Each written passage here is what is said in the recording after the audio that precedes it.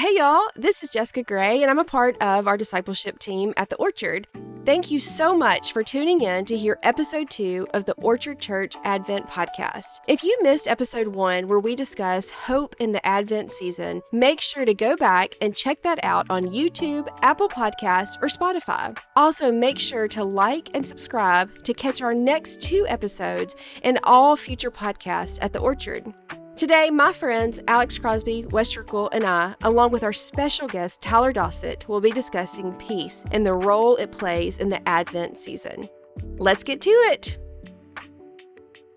Well, hello, everybody. Welcome to the Orchard Family Podcast. We're here with episode 2 of our Advent podcast, a new kind of experiment we're doing here at the Orchard Family, especially in our discipleship department. I am Wes Trickle. Work here at the Orchard along with my 2 co-workers here. I'm Alex. I work in Oxford. And I'm Jessica Gray, working Tupelo.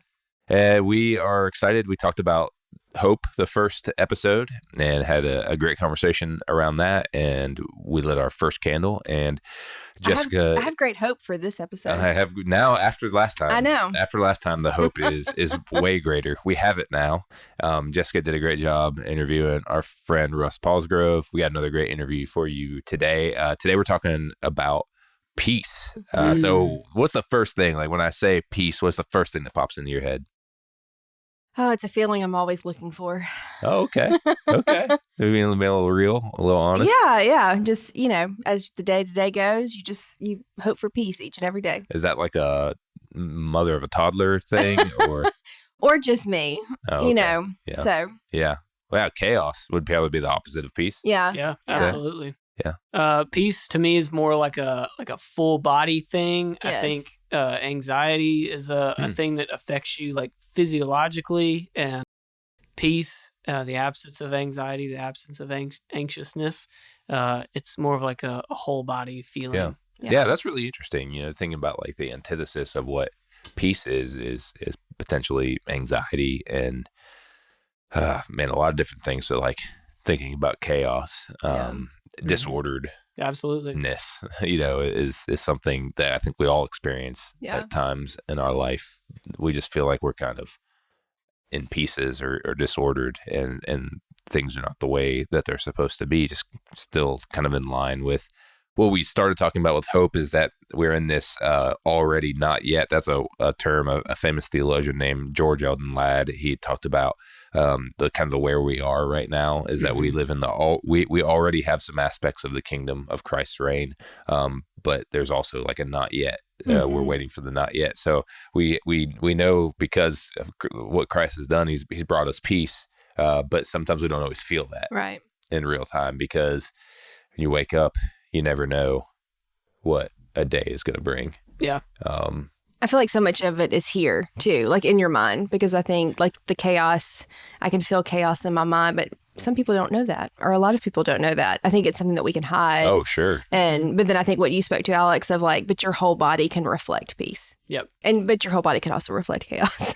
Yeah, because we've been around people that just kind of like have a peaceful presence about them. Like they enter into a room and they just feel very, like they're just giving off peace. Yes. Those are people we want to hang out with. Yeah. Not the people that have a nervous energy or like are really chaotic. About, Come in like a tornado. Absolutely. So. We all know people like that too. Who is this person and where can I meet them?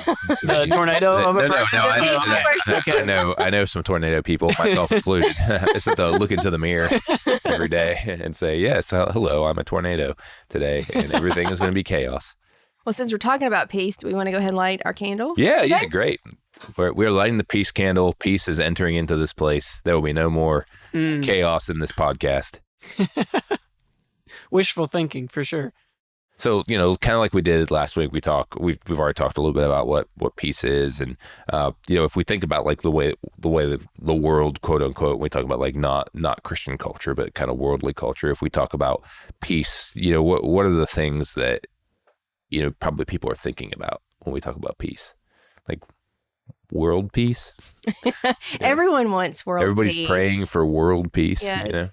Yeah, I think that's a thing that, if pressed, that's kind of what they are referring to, is just that like nations would no longer be at odds with one another, that on like a worldwide scale or a global scale that peace would be achieved rather than like maybe in their own household or like in their own community, I think. Yeah, so it's like, it's kind of something we all want. I think, if we were just going to like try to define it simply, it would be just a lack of conflict, maybe. Yeah. Yeah. Maybe the way we think about it, in our world, in our culture, is just like not conflict. We're at peace when we're not at war. Yeah. Essentially. Like everything fits together. It's kind of like when a puzzle comes together. It's like all the pieces fit, even at a family dinner. Like, we've just come through Thanksgiving. You feel peace because nothing was talked about that shouldn't have been, and everybody got along, and everybody ate great food. I hope everybody felt that way. Did you read my notes on this? I did not. Ahead of time? That's because what you're talking about, like, man, if I could have like written an analogy for what biblical peace is, your puzzle metaphor is, or analogy or whatever that's called. I know. That's like perfect. Good. I mean, just the idea of like being whole and wholeness. So when we talk about peace, the Hebrew word for peace is probably, if anybody knew a Hebrew word, it would be this one, shalom. Mm-hmm. It's still a greeting that is used, passing peace to one another for people. For Hebrew people, the people that as far as Judaism, like saying shalom is like a hello and a goodbye, passing that peace to someone. In Greek, it's the word eirene, but it's the word that's kind of, you're talking about people who are Semitic, like Hebrew people using Greek. So they're kind of transferring that Greek word onto this concept of shalom. And shalom means, the root word means completion or fulfillment. Oh. So like putting the puzzle together. Yeah. And that's crazy. Yeah. Entering into a state of wholeness and unity, restored relationship. The Old Testament does use it at times for like absence of strife. So, but it's more in the sense of like when we're not fighting, we're whole and we're with one another in a way. The puzzle's fitting together the way that it's supposed to. So, that's a great way, the puzzle analogy, because life can feel like a puzzle that's not put together. And I gotta tell you, if there's one thing that I hate in the world, it's puzzles. Just in general, the idea. Yeah, like I hate puzzles. You're not a puzzler. No, my wife loves puzzles, and puzzles. Like you want to if you put all the pieces out, like it's a chore for me. It is like, it is not like, I don't know how this is fun. Yeah. For anybody to be like, I want to take all these disparate parts that seem like they have no rhyme or reason together, and it's fun for me to put it together. I know people in my life who take puzzles on vacation, as it is like a relaxing thing that they do on vacation. And that would sound like, hey, do you want to be stressed out for your entire vacation? What stresses me out, though, is doing a puzzle, and I've been looking for this one piece forever, and my husband will literally walk by and go, oh, there it is. There it is. Like he can always find the piece that I need. Oh, man, that is so... Wow. You're like on it for this podcast episode. It's yeah. like there's some like prophecy going Shout on. out to Spencer. He brings me the piece that I need. Brings you the piece that you need. Boy, we could dig into that I know. For a while there. But yeah, like when we think of like the puzzle analogy being so perfect, and it makes me think immediately of Genesis 1. And it says in Genesis 1, in the beginning, God created the heavens and the earth. Now the earth was formless and empty. Darkness was over the surface of the deep, and the Spirit of God hovering over the waters. And just a little bit of like ancient Near Eastern beliefs about the world is this is God taking chaos, and he creates order out of it. Yeah. I mean, that's what he does. I mean, we talk about like formless, emptiness, darkness, the deep waters, like waters were like this vision of chaos in the ancient world, and that God takes this, what is chaotic, and he brings order out of it. He let there be light, and let there be, all these things he creates to order, and to really put the chaos at bay, and hold the chaos at bay. And he looks at everything and he says, it is good. Yeah. Genesis 1 is actually a really good, when we talk about like lectio, or ways that we can kind of pray through reading scripture and, asking God to order our chaos. Yeah. That's a huge thing. So it's like this, he's got all these puzzle pieces, and he puts it in order, and he says, it is good. And that's Genesis 1. Unfortunately, that's not the end of the Bible. Nope. We don't like read Genesis 1 and be like, yep, that's how it is. Yeah. It is all good. It's still good. Yeah. It's all great. What happens next? I don't know if you've read past Genesis 1, Alex, but what happens next? Past Genesis 1, after he creates man, after he creates a suitable helper for man, after he says it's not good for man to be alone, Adam and Eve are in the garden, and they take of the fruit. They eat of the fruit of the knowledge of good and evil. And does that have any kind of consequences? Just a couple things. And really one big thing, if we're being honest, that is the introduction of sin into our world. That is the fall of man. That's, Adam and Eve being removed from the Garden of Eden and set out into the world. And that is introducing all kinds of consequences beyond that point. So it's like the puzzle's put together, and it's put together perfectly. It's like God created, he did this puzzle, and he put it up, and he's like, he framed it. You ever done that with like a puzzle that you finish, and you frame it, and you're like, I did this. And he's looking at it, and he's like, it's like after you mow the lawn, and you're just like, surveying all that you've done. This is good work, and then, we come in and just like bash it. Like a toddler, just like spreading out all the puzzle pieces. Yeah, it's just like them everywhere. Just crazy. And, the first sin always seems like it's not really that big of a deal, right? Like they just ate the apple, right? Yeah, like you just ate some fruit that you were supposed to eat. Like, why is that such a big deal? But then things go pretty hardcore right after that. Like, what's the second sin? Cain killing Abel. Yeah, and that sin go from eating of a fruit disobediently to murder. Yeah, that's escalates pretty quickly. That's what we call a slippery slope. I would say, like all the way to the bottom is like murder, and not even just murder. Like murder's bad. I'm not saying like it's not that bad of a murder. Most murder's not that bad. No, all murder's bad. But I think like looking at culturally, this is what you call fratricide, which is killing your brother. I mean, that's like killing a family member. Is seen as like one of the worst, most heinous things that you can do. And so to kill your brother, I mean, that reference and how Cain and Abel has become emblematic of the way we treat one another as human beings. I mean, all war, we're all human.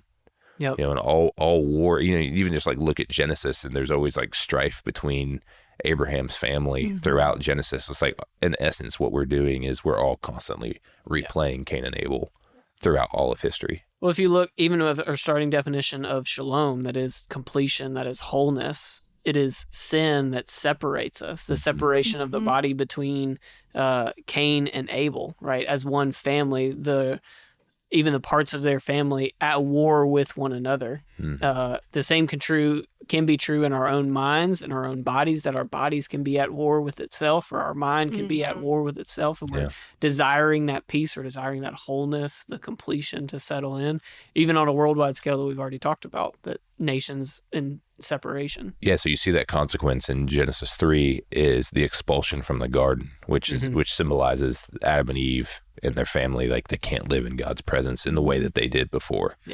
So like that alienation from God, that shalom that separates them from God, creates conflict between each other as well. It's like everything was in harmony. When we're good with God, when we're connected to God, we're connected to others. Somehow like that relationship with God informs the way we're supposed to treat others. So as sin is introduced, it creates a separation not just between us and God, but it also creates a separation between us and our loved ones. Each other. And we all feel that, right? Jess, tell us about the worst conflict you've ever had. No, I'm just kidding. Put you on the spot there. But like, we feel this, right? Like every day, no matter what. Yes. There's no, like, whether it's family, whether it's friends, going into the Christmas holiday, we will be with family and friends. And I have heard, I don't know this by personal experience, but I've heard that can get a little difficult for people. It can be dicey for some people. It can be dicey because, and especially with family, because it's like you've got all this history and you've got all these other things that kind of inform that.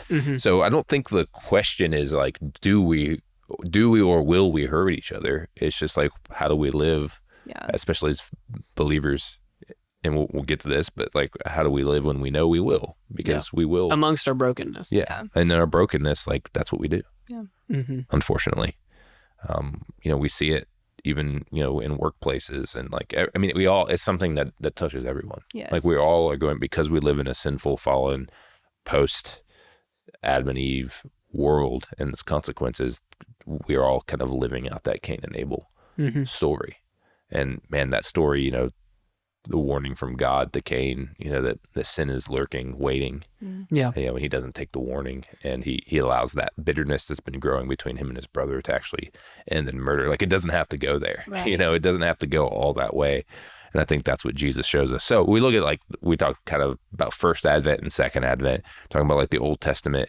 One of the things we talked about last week was Isaiah 11, and how, it says that this king that is being longed for in Isaiah is this, he calls him the Prince of Peace. Someone will come and bring peace. And that's when we started having all the crazy animal antonyms of these animals that aren't supposed to hang out together, seeing that peace that is brought between them. But that this longing that one day there will be a ruler or someone who's going to come in and he's going to bring peace. And that's kind of, I think, even in our modern politics, what's kind of seen in a good leader, right? Yeah, absolutely. Yes.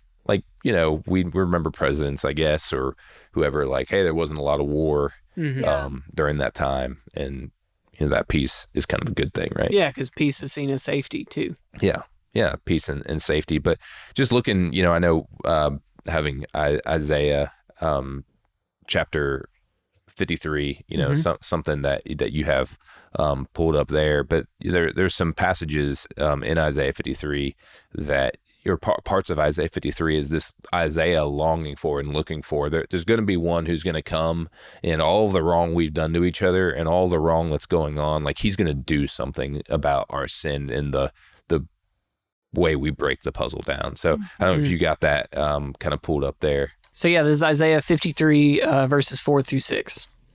Yet it was our weakness he carried. It was our sorrows that weighed him down. And we thought his troubles were a punishment from God, a punishment for his own sins. But he was pierced for our rebellion, crushed for our sins. He was beaten so we could be whole. He was whipped so we could be healed. All of us, like sheep, have strayed away.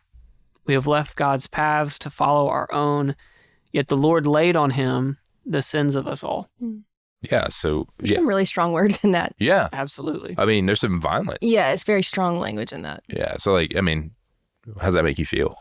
I mean, it the crush, the beaten, that kind of hits you at your core. Yeah, and it's the things that we've been doing to each other.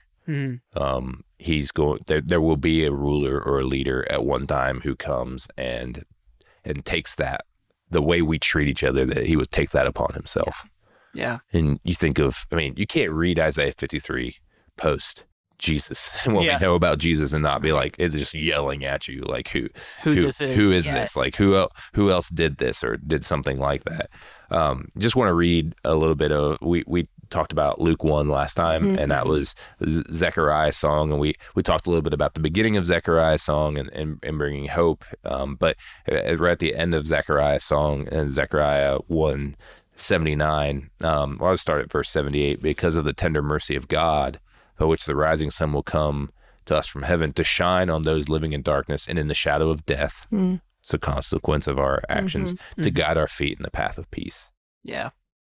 That Jesus is coming, and one of the things that he brings is peace. And we look at his teachings, we look at the things the kind of radical things that Jesus taught his disciples to do that were very countercultural from the way a human would think. To love your enemies, pray for those who persecute you. You guys think of anything else that Jesus said that seemed kind of radical in that kind of vein? Well, I'm stuck on the imagery that we were given in verse 79 of that peace being a path. That if Jesus is our guide down this path of peace, then it would also suggest that there are things that we can do to leave that path of peace. Yes. This is the desire that God has for us if we walk in his will and in his ways. But there are things that we can do to step off of that path of peace, and no longer be on the will that God has for us. Yeah. Yeah. Because ultimately, Jesus showed us how to live this out. Yeah. He lived it. Yes. When somebody does something bad to you, Jessica Gray, what is your human reaction to that? I will probably cry.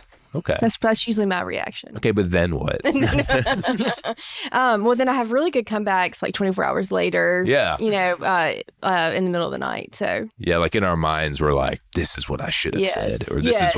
is what I will say. It over and Yeah, over. the next time I talk to them, this is what I will say. yeah. Once you're done with the silent treatment, of course. Yeah, sure. Yeah. Anger always kind of comes later for me. Yeah. Is it better to be aggressive or passive aggressive? Oh, aggressive any day. That's a topic for another conversation. Yes. That's a whole nother podcast. You know, I guess Cain went the aggressive Yeah. route, maybe a little, Yes, he did. a little too much, but we have a choice. Yeah. Yeah. Like when we get hurt and things happen to us, we have a choice in like who was hurt more than Jesus, who was abused more than Jesus, who was persecuted more than Jesus. But what did he do every single time? Kept showing up. Forgave. Yeah. Forgave Yeah. us. Yeah, he forgave. He kept showing up. I mean, just Jesus's words on the cross to me are some of the most powerful words in all the gospel. And that's when he's looking at the people who are mocking him and he says, Father, forgive them because they don't know what they're doing. Like, that's not the mindset I typically have when I feel like I've been wronged. Yeah. I'm always like, how do I get this person back? Yes. How is justice to be done? Yeah, we're looking for vengeance rather than for forgiveness. And love and peace to the point of death. He didn't use the world's means to overthrow the powers of this world. And he knew all the things that were coming. We don't necessarily know the things that are going to come at us, that are going to hurt us, be cruel to us. But he knew. And he still walked into it. Still did them. Yeah. I mean, I can think of multiple times in my own life where, like, I know a conflict is going to happen or a discussion is going to happen that's going to get me riled up, or like you avoid those, right? We have our own avoidance tactics of we're like, oh, I can't be around this person because I know that, you know, this might happen or this might be the case or whatever it may be. And we do our best to avoid all that brings, all of that conflict. Yeah. And so like in everything that Jesus, like we really, you know, like I'm not going to start, like part of this podcast is not going to be like selling WWJD bracelets, but we really can look at Jesus' life and the things he taught and see, you've heard it said in Sermon on the Mount, Matthew 5, you know, you've heard it said eye for an eye, tooth for a tooth, but you know, he tells us to turn the other cheek, you know, and to not seek retribution, but to love our enemies and pray for those who persecute us, and just things that would be tough. Like, gosh, why? You know, like. Well, he served Judas. Yeah. I mean, he served washed Judas. his feet. Yes, and washed his feet, and he knew what he was going to do. That's a pretty high bar. Yeah. I just think, man, when you put it that way, it does. It sets a high bar, and it's the way we are meant to go about our daily presence, to be people of peace, and to be people who show peace. I just want to read kind of what we're talking about with Isaiah 53, but looking at the way Paul talks about it in Colossians. I'll read it. This is Colossians chapter 1, verses 19 through 21, and he says, "For God was pleased to have His fullness dwell in Him, Jesus, and through him to reconcile to himself all things, whether things on earth or things in heaven, by making peace through his blood shed on the cross." I mean, that's what Isaiah is saying too. Yeah. Once you were alienated from God and were enemies in your mind because of your evil behavior, but now he has reconciled you by Christ's physical body through death to present you holy in his sight, without blemish and free from accusation. So, talking about the first advent, we're talking about Christ coming and the peace that he did bring. He brought peace between us and God. And how crazy is it that he did it through such a violent act, right? That like when he made peace with everything in heaven and on earth by means of Christ's blood on the cross. Yep. This it is the gospel of the Old Testament in Genesis 50, when what the enemy intended for evil, you turn it for our good. This violent act that the Romans had as an act of punishment, of humiliation, how brutal it is to think about a man dying on a cross like that. Yes. That it is actually what puts us back in peace with God. Yeah. And the fact that like what Jesus did was, you know, we think of, you know, you think of our enemies. We think of our enemies as like, you know, like I'm not going to name some people on this podcast right now. But who is your greatest enemy? Go through your list of enemies. My list of enemies is I hope you don't listen to this. No, but when we think of our enemies, we think of human people. Mm-hmm. We think of human structures. Yep. We think of, material things that we can see. But Jesus came to, we wanted him, the people of Israel wanted him to, participate in violence. They're like, overthrow the Romans. Yeah, violently overthrow. Yeah, let's violently overthrow these guys. When in reality, he came to defeat our greater enemies. Yeah. And the greater enemies were sin, mm-hmm. death, and the devil. Yeah. And he defeated all three of those things because, think of power structures and even the way Revelation kind of looks at human structures of power and how those in governments and corrupt evil leaders, how the enemy is kind of the puppet master behind those things and uses those things. And exactly what I'm sure the enemy and what the Roman government thought was victory actually was their defeat. Yeah. Only God can do that. Right. Mm-hmm. Absolutely. To use their own means of power for their own destruction. Mm-hmm. And because of that, death doesn't have the reign on us that it once did, because Jesus and the resurrection that he brought and the resurrection we're looking forward to in the second advent, sin doesn't have the hold on us that it did, and these sin and death, these are the two tools the enemy uses to gain control over us. Yep. To tempt us to sin, which leads to death, and that's kind of the hold that he has on us. So he doesn't, when we live in Christ and we live into the power of his death and resurrection, the enemy's weapons are useless mm-hmm. at this point. Yep. But again, we live in the already but not yet. Yep. So we're still, the victory is won. We know what the victory is, but we're still waging some of the battles and some of the wars. Yeah, we see the causes of sin being separation, right? Separation between us as individuals here on earth, but also separation between us and God. But it is this unifying act of Jesus on the cross that unites us back, puts us into right standing with God, that unites us as believers, right, into one accord, united under the gospel that we are now all co-heirs with Christ. We are called his sons and daughters, that we are to live as one family, united under the gospel, to work as agents of peace for the furthering of the gospel, spreading what Jesus has done, telling others of this good news, of this unifying and peaceful act.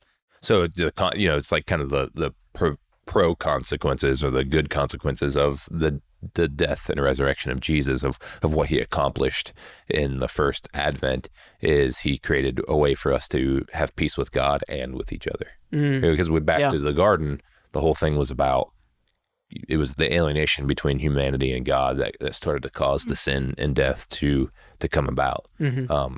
But when the only way I can kind of think about it, and you guys might think of that in a different way, but when Jesus did what he did, and that's a historical reality and something we're celebrating in Advent, when Jesus did what he did, and did it for us, knowing all the things that we've done, mm-hmm. how can we not then forgive everyone, everything? Yeah. I mean, isn't that how that peace comes about? Why then would, if Christ has created this way where all the things we've ever done to hurt one another are forgiven in him because of what was done in his body, how can we ever hold anything against anyone? Right. Or even hold things against ourselves and not walk in forgiveness for ourselves and the things that we've done as well. Mm-hmm. Yeah. I mean, that's huge. Yeah. Yeah. I mean, think about that. And you were talking about part of it earlier. You're talking about being kind of mental peace. Well, peace being something that we might not have in our minds. Right. I think what you're talking about there is sometimes the hardest person to forgive is ourselves. Yes. But what happens when we don't live into that? We live in chaos. Yeah. There are many people who are saved, quote unquote, but don't really believe that they can be forgiven. Right. I mean, I've been there. Yeah. Yeah.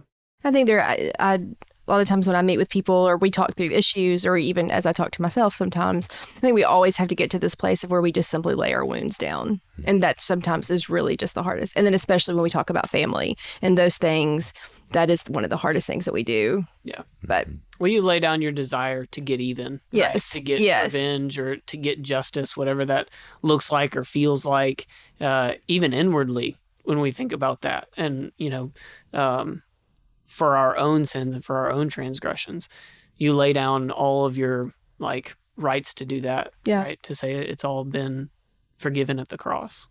Yeah, and so what Paul says, and this is Ephesians 2:14 and following, he says, for he himself, Jesus, is our peace. Mm-hmm. He has made the two groups one and has destroyed the barrier, the dividing wall of hostility. When he talks about these two groups, he's talking about, in the Jewish mindset, there was Jews and Gentiles. Yep. So there was Jewish people, and then there was all the other ethnicities. And, I don't know if you guys know this, but like part of us not getting along as people is like, anything that we can see that makes us different from one another, mm-hmm. whether it's race or whatever, religion or whatever, like these are things that we like, we're different. We don't like each other.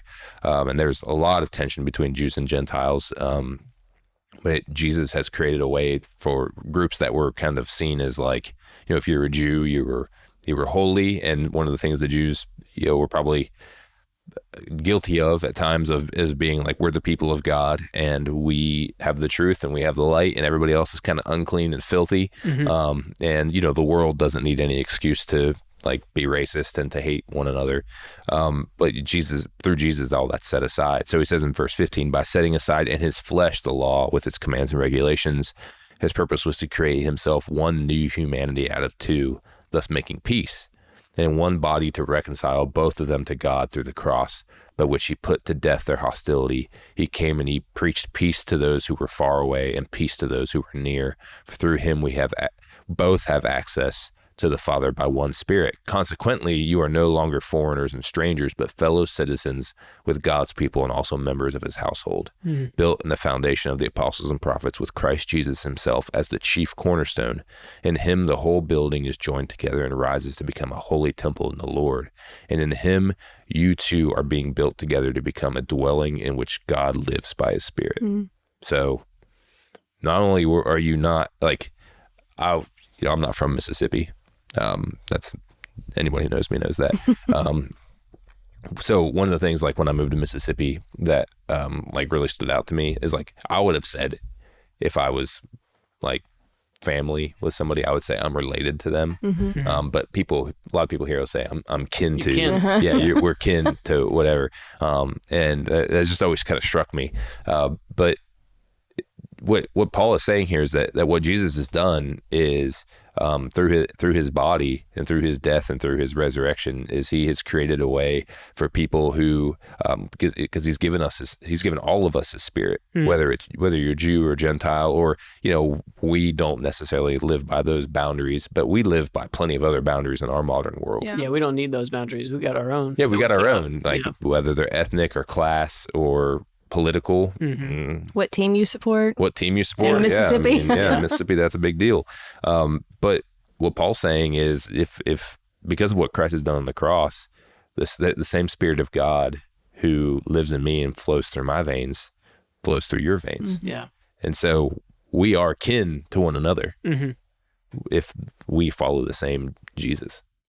One of the phrases in there that stuck out to me was that it put to death our hostility towards one another. Mm-hmm. And there's so many times that I don't think that actually classifies me, right? That my hostility has been put to death, that there's an end to the hostility that I feel. I mean, there is hostility, there is chaos, there's anger, there's all of that within us that maybe it's just a product of the world. Maybe it's a product of our upbringing or whatever it is that we feel like, oh, we need to get this out. We need to have this vengeance, rather offering it to God and saying, Lord, you've put this to death.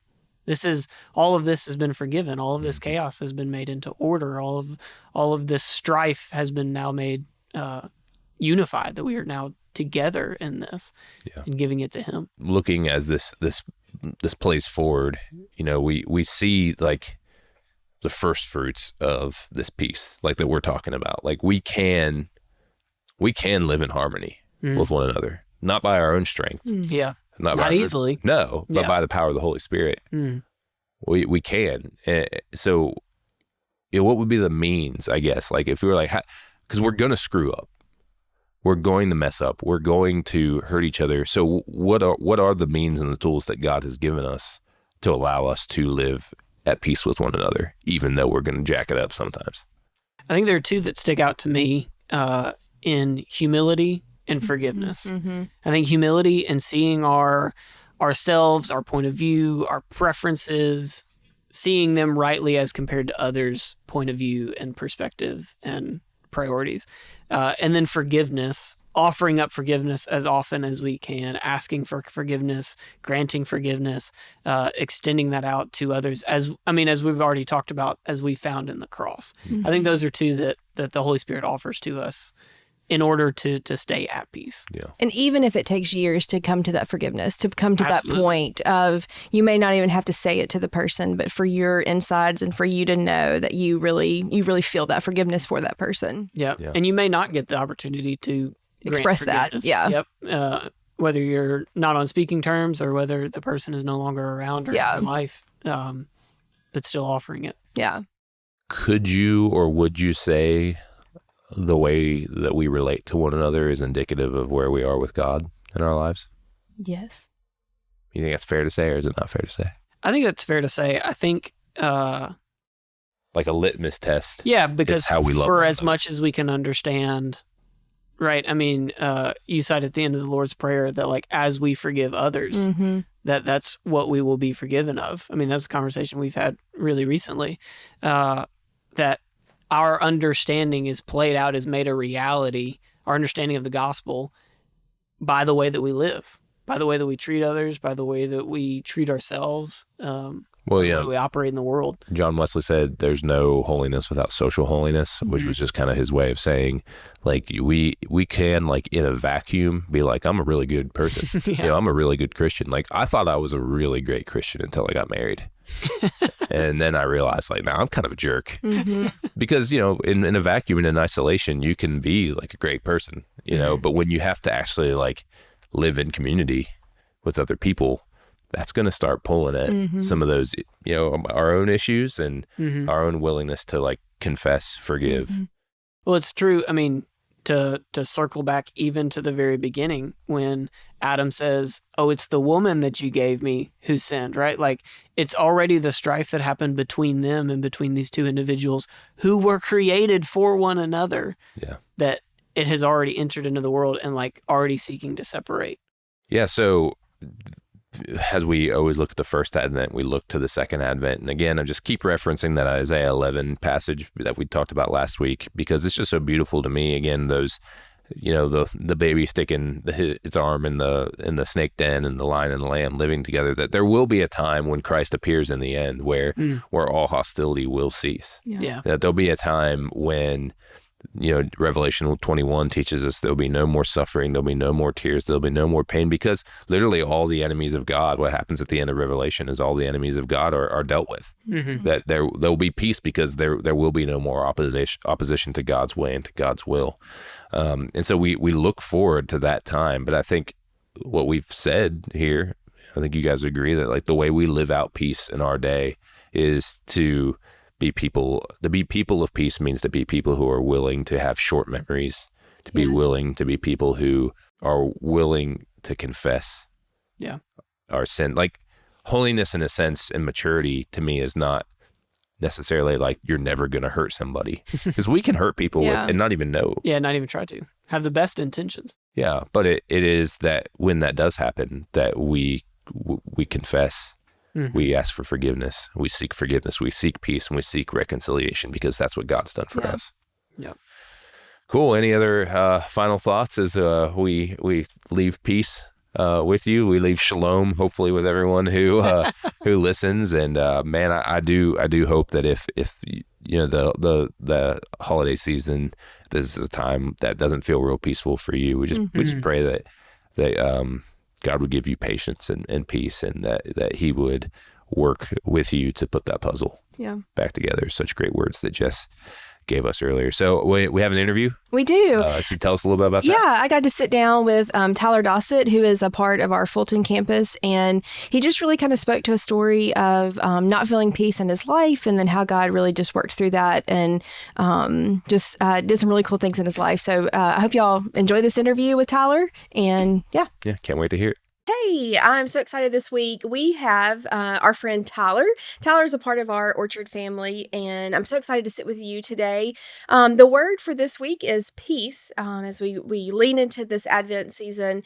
Tyler, so tell me, how would you naturally describe yourself? For me personally, I would probably say I'm somewhat of an anxious person, and it's just kind of been like a sense of anxiety, I guess stress has kind of been with me like kind of throughout my life. And I've never went to see the doctor about it. I've never taken any meds, but there's always been some kind of uneasiness, I guess, within. Yeah. And this has kind of continued throughout the years. And I think there could be many reasons behind that, but I would say one of the things about me is like I typically like to be prepared, and I over prepare.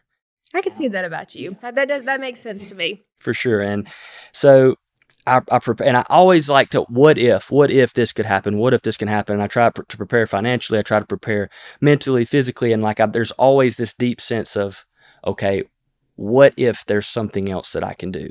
And so this has always created within me this sense of stress and anxiety. So maybe peace is not always a natural feeling that you feel? For sure. Okay. For sure. It's definitely been something that I've struggled with over the years. And I think it reached a head in my life in 2017. It was right after I graduated college. Throughout college, I really didn't know what I wanted to do with my life. Mm-hmm. I had 2 family businesses. And so what I did in order to prepare, I double majored in business. And so I thought that would prepare me for whatever path that I decided to take. But after I graduated, I was going to go work for my mom in Fulton. But I remember I was going down the highway one day, and I heard this clear voice say that you're going to be a pastor. And I remember it clear as day, and it terrified me. I was like, I'm not going to be a pastor. And you had not prepared for that. I had not prepared for that at all. I did not live the life leading up at all. And so I didn't at first I was like, no, but then after I thought about it and I wrestled with it, I found like it was something that I desired and I wanted. And so I did what you would naturally expect an undergrad to do who feels the call to be a pastor. I applied to seminary and I submitted everything to Asbury. And I even reached out to Will at Orchard Tupelo to see if he had any positions available. And at the time, he didn't. And so I put all my eggs in the seminary basket, and that was my path. That was what's going to prepare me in order to be a pastor. Yeah. And so I was waiting on that application. I submitted the application. I was waiting for me to hear back. And I heard that same voice. And it was just as clear as the first time. It said that this isn't the way.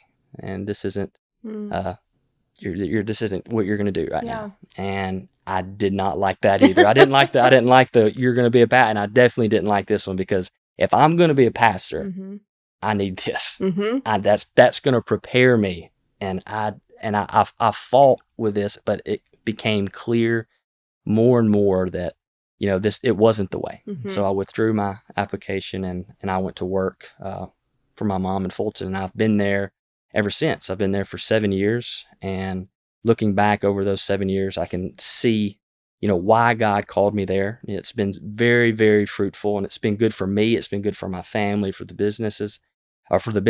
And, but throughout these last 7 years, there were times when I would remember that voice, that you're going to be a pastor. And I still had that desire.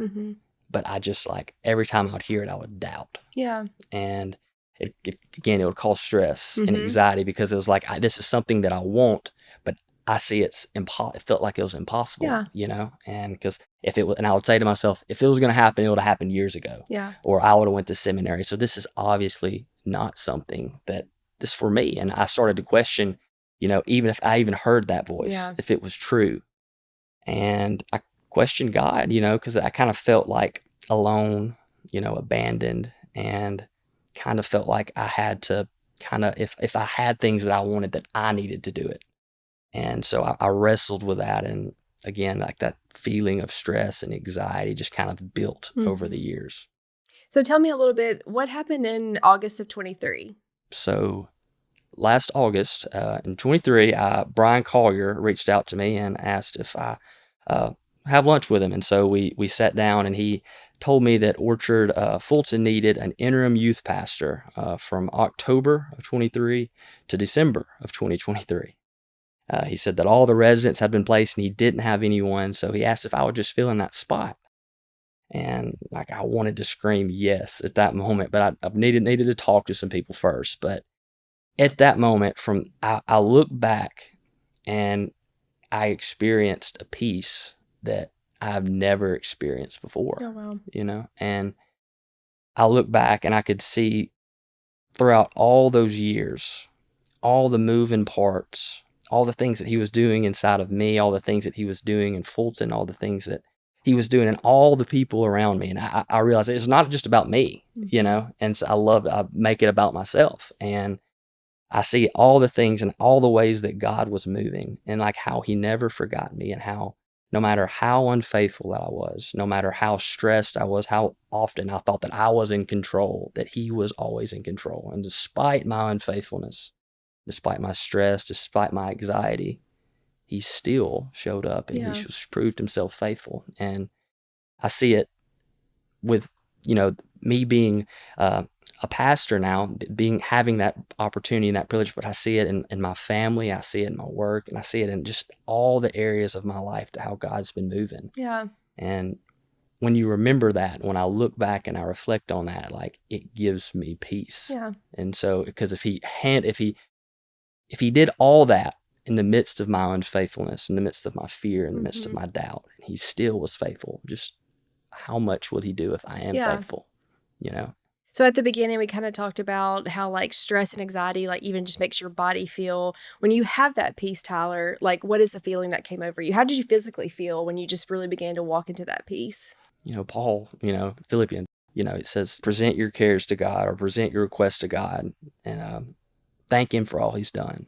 And then you'll experience a peace that transcends all understanding. Yeah. And it's unexplainable. Yes. It's something that throughout, like I've been, you know, a Christian, so to speak, but it wasn't until, like, you know, you put your faith in Christ, and yes, you're saved, but as you walk with him, as you follow him, you'll start to get the faith of Christ. Yeah. And you'll get to, and that is like, it's unexplainable. You know, it's not something that this world offers. It's not something that you can find anywhere else but in Christ and God.